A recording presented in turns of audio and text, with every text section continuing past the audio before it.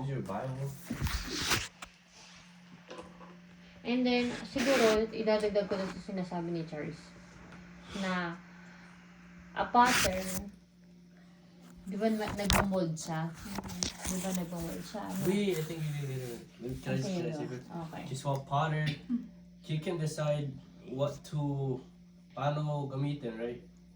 He can make one to throw the garbage into, or he can make a plate which you eat into, which you preserve, which you clean every day, which you take care of every day. Pero if the potter makes like a garbage, like something you throw garbage into, do you clean it every day? Do you take care of it? Not really. Not really, right? So what I'm trying to say is, whatever our oh gosh,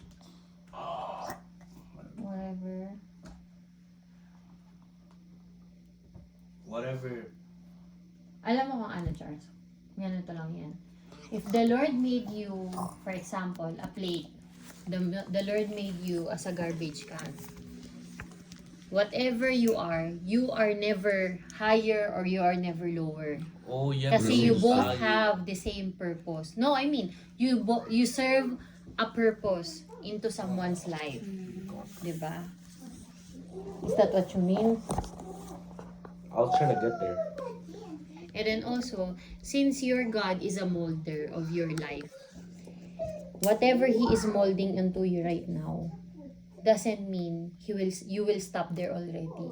He can also still mold you to make you a beautiful pot where flowers can grow. But you have to trust in Him.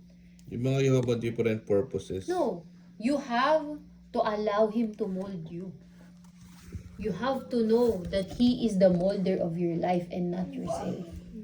Because that's the only way He can really make you into something purposeful, not just for yourself, but for other people. Okay. So whatever your situation right now, Arlene, ate ka ngayon, you don't have work yet. Charles, may work ka ngayon. Kuya ka, si Chloe, baby yan, si daddy ako, di ba? Meron tayong iba-ibang ugali, may iba-iba tayong ginagawa, pero we also have purpose. We both have purpose, and together, di ba? We work on the same goal, and that is to glorify the Lord. So, you guys, I know the Lord is still molding every one of us, but sana we acknowledge that in every milestone na hinahayaan natin si Lord na mag-mold sa buhay natin, hayaan din natin na i-mold tayo ng Holy Spirit sa paggawa ng mabuti. 'Di ba? Hindi pwedeng, okay, intayin ko si Lord na gawin niya muna akong perfect bago ko gumawa ng mabuti. No. You have to continuously to be connected with the Lord, kasi that's the only time na we can be fruitful then. Anyway, that leads to my lesson. Sabi dito, pero makukaya mo na.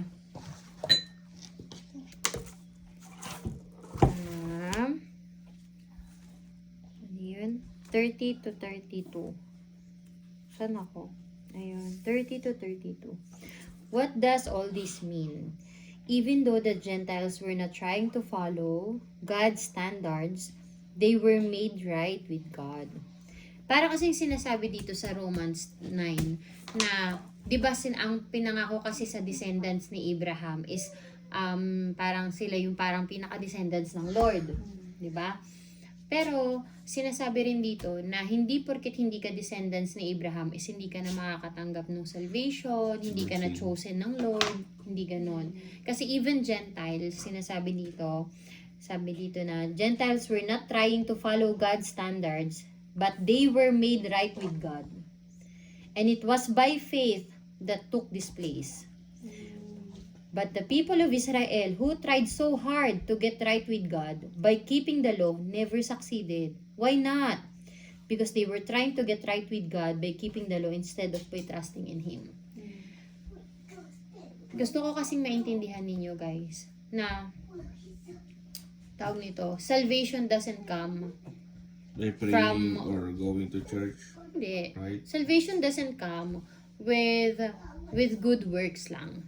Na parang, gagawa ko ng mabuti, save na ako. Hindi. Pagsaserve sa church, hindi. No, it's not by that. Hindi mo pwedeng sabihin na, Lord, dapat save na ako Linggo-linggo ako nagsa-church. Lord, dapat save na ako kasi lagi-lagi ako nagsaserve sa'yo. It's not about that. It's about believing that God is really, that Jesus really died for you and He cleansed you. Okay? And, baka kasi nagtataka yung iba, so pwede na akong hindi mag-church, pwede na akong hindi mag-serve. Hindi rin ganon. Kasi if you truly understand the sacrifice that Jesus made for you, na kahit gaano tayo karumi, na kahit patuloy tayo nagkakamali, na patuloy natin siyang tinatalikuran kahit kilala niya na tayo, kung naiintindihan mo talaga kung gaano kalaki yung sinakripisyo niya para sa'yo, at kung gaano kalaking pagmamahal ang inoffer niya sa'yo, you don't have, you cannot contain that love to the point na you will do good works. You will pray, you will go to church because why? I wanna know Him more. Ganun na siya. Ay, wait. Naranasan ko na si Jesus. Pero hindi sapat yun sa akin. Gusto ko siyang mas makilala pa. Diyan pumapasok ang church. Because you want your life to be redirected. Kasi you acknowledge that your walk in faith or your journey with the Lord doesn't revolve lang on your own effort. Acknowledging that you need the church, people around you, to help you grow with the Lord is humility. And that's what the Lord wants. For us to have a humble heart. Understanding that it's not meant for us to stand alone, but God wants us to work with other people. Kasi sabihin mong I'm good with my faith na then you are being so selfish naman. Then share your faith with other people. 'Di ba? You can stand alone, but there are people there who cannot and maybe needs your help. 'Di ba? So what I'm trying to say here is going back, kaya hindi na save ang mga Jews because they keep following the law.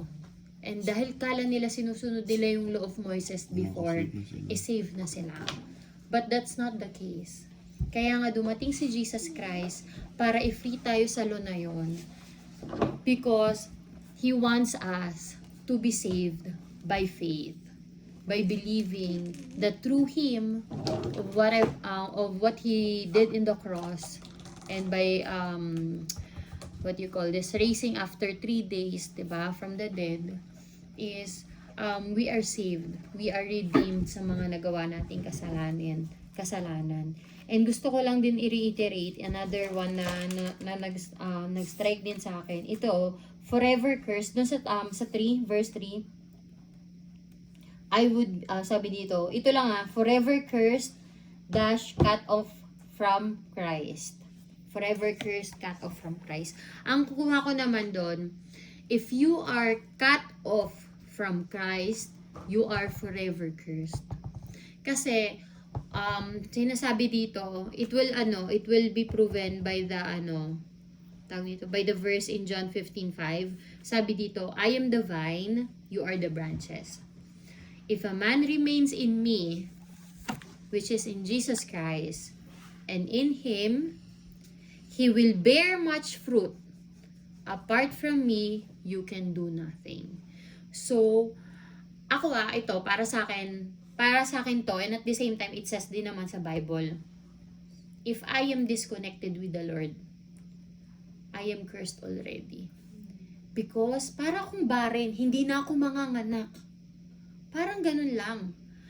Para akong halaman na pinutol ko yung roots ko or yung kung ano yung parang pinagkukuhanan ko ng nutrients. Pinutol ko yung sarili ko doon. Then hindi na talaga ako makakapag-bear ng fruit ever. Ibig sabihin lang nito, if I cut off myself to Christ, I won't be able to bear good works. I won't be able to serve other people. Because serving other people, you need to have love in your heart. You need to have compassion in your heart. You need to have kindness, gentleness, goodness, and that's all fruit of the Holy Spirit. And saan ba galing ang Holy Spirit? It was gifted to you when you received Jesus Christ. Right? So how can you bear fruit if you are not connected with the Holy Spirit, if you don't have the Holy Spirit who was given to you through Jesus Christ? That's what I mean with being cursed. Nagigets nyo? Cut off. Yeah, Ano if you yun? are Ibig cut sabihin- off from Christ, if you did not accept Jesus Christ in your life, No. if you really did not accept Jesus Christ in your life, then you Yeah, are cut off from Christ. And if you really didn't accept Jesus Christ in your life, then how can you bear fruit? But it Nagigets says nyo? for I could wish that I myself were accursed. Hindi nga yan. Ang inaano ko is yung ano lang, forever cursed, cut off from Christ. In verse Where? 3, right? Ha? Verse 3? Yeah. Yeah, mine says, for I could wish that I myself were accursed, separated from Christ for the sake of my brethren. Yes.